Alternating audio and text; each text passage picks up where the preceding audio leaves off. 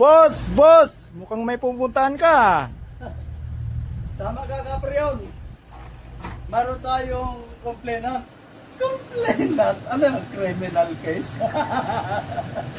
Okay, mga Caprion, meron tayong client na nagreklamo. After ng general cleaning natin, nag-complain siya na after 2 days hindi na daw lumalamig. So, usually marami tayong mga cases na ganyan. So, para mabigyan ng linaw, ang ginagawa natin, immediate action ha. Ayaw ko yun sa telepono na nag-uusap. Gusto ko personal kung pupuntahan yung client natin. So, pupuntahan natin yan. Ano ba yung nagiging problema after ng general cleaning, mga kapatid? Okay. Update namin ko namin ha.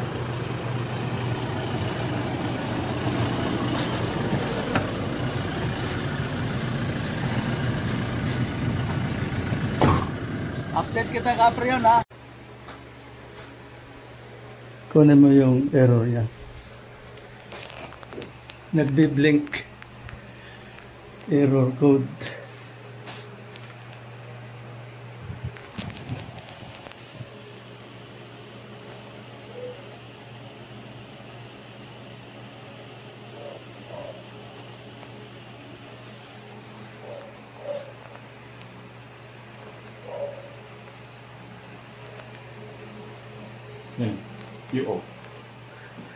UO.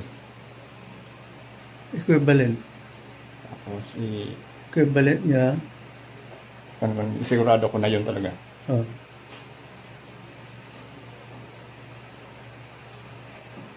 Bakit kaya ayaw malis yung error niya, sir?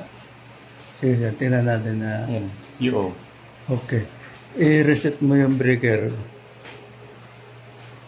Sir, pa-reset natin ang breaker.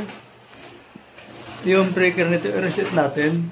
Sige po. Alam ko, may sarili pang break. Meron po sa likod. Oo, may sarili. Sige.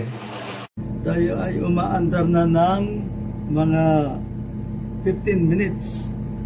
So yung low side pressure natin is nasa 150. Tutukan mo to.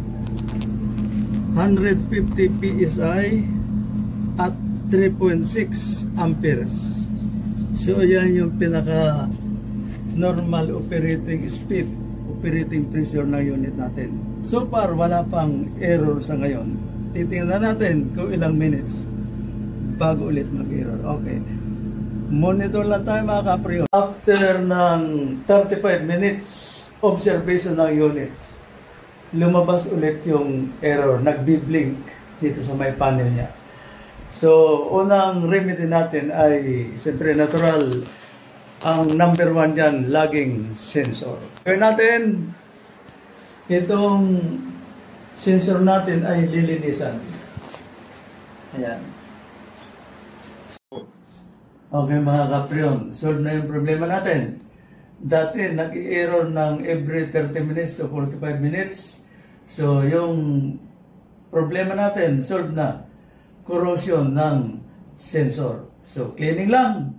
Eto na. Mahigit 2 hours na kami dito, mga Caprion. Wala nang error na lumalabas. So, paano, mga Caprion? Sa mga Caprion natin dyan, pag mga nakaka-encounter kayo, ganun lang ang gagawin natin. Okay, paano, mga Caprion? Solve yung problema natin. Pag tumawag, palit unit. Okay, paano, Caprion? Salamat and God bless.